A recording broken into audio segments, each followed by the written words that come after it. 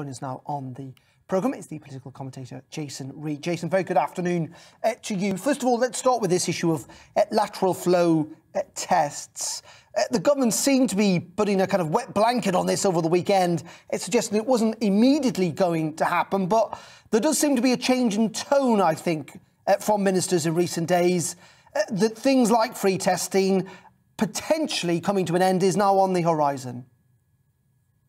Well, you're absolutely right that they were keen over the weekend to make clear that this is not part of their immediate plans. The Cabinet Minister, Nadhim Zahawi, was asked about it multiple times and was very eager to stress that the government is not planning to do this in the foreseeable future, to remove the right to order free lateral flow tests. But you're right that there does seem to be a change in the government's thinking. It was interesting this morning that the Prime Minister's spokesperson repeatedly referred to the COVID epidemic rather than the pandemic, implying that they, as Boris Johnson has said on multiple occasions, they do believe that we are coming out of the other end of this now that the Omicron variant has, there are some reports that the peak has passed in places like London, that we are approaching the end of the pandemic, and so we don't need to be having the same measures in place that we've always had. And scrapping free tests seems, in the government's view, to be a good place to start that when we do reach that point.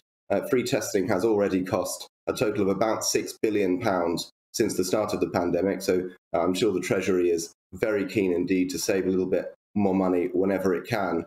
And of course, as you said, there's been a lot of opposition to this idea, at least for the moment. The Labour Party, Nicola Sturgeon, have come out against it. The CBI as well, from a business point of view, have tried to appeal to Boris's desire to keep the country open and have stressed that free testing is a very important part of that for the foreseeable future, allowing people to continue to go to work and to continue to live their lives in the normal way. In saying that, how much political pressure is there from inside the Conservative Party, from his own backbenchers, to look to move to live with COVID, if you like? Suggestions that many Conservative MPs now want restrictions lifted, Plan B lifted in England, when they're due to be reviewed at the end of this month. Absolutely right. Yeah, in December there was that vote on Plan B in Parliament in which over 100 Conservative MPs rebelled. They voted against the government. That's the biggest revolt that we've seen since Boris Johnson became Prime Minister. They were very upset indeed about the Plan B restrictions. And there's a lot of discontent on the Conservative backbenches because they are very, very keen for us to move on from the pandemic, to lift all restrictions and to learn to live with COVID. In particular, Mark Harper, who is the chairman of the COVID Recovery Group, a lockdown skeptic group on the Tory backbenches, he's laid down the gauntlet that he wants the government to be scrapping all COVID restrictions completely by the end of this month, by the end of January. And he believes that many of the members of his group and many other Tory MPs would be very, very unhappy and start to vote against the government more often if restrictions stretched out longer beyond that. So the Prime Minister is in a difficult position trying to balance the perceived need for free testing and the discontent within his own party at the ongoing restrictions and the ongoing spending around COVID. Yeah, and it's fascinating, isn't it, that scientists over the weekend seem to be suggesting that the Prime Minister's, what critics would call gamble on all of this, potentially is now going to pay off, that we are starting to see adjacent infections fall, particularly in the capital, probably in other parts of the country as well. Hospitalisations not likely to reach the peak that the worst case scenarios were suggesting. But all in all, the news narrative seems to have moved on from that. The Prime Minister doesn't seem to be getting much credit for it when you look at the front pages of the papers. Interesting, the Daily Mail, the Daily Express, the Sun today going quite heavily on this cost of living crisis. The narrative now seems to be from the Conservative press and indeed from Conservative MPs that the Prime Minister needs to do something about rising energy prices and rising tax bills expected in April.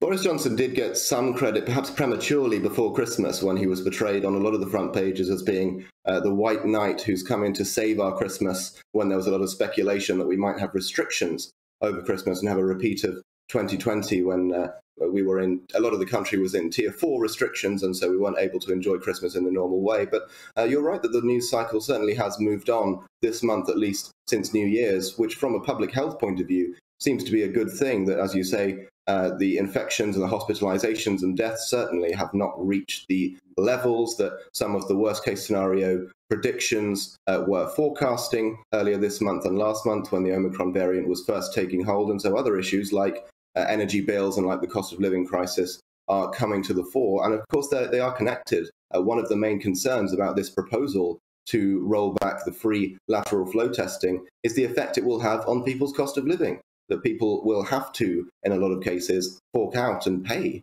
for lateral flow tests because they need them for their work or for various other reasons. And so that will hit the poor hardest because it's going to cost money now to get tested, even when we still have COVID around and lots of businesses and lots of other organizations are requiring testing. And so that's one of the arguments against this idea of rolling back the free testing.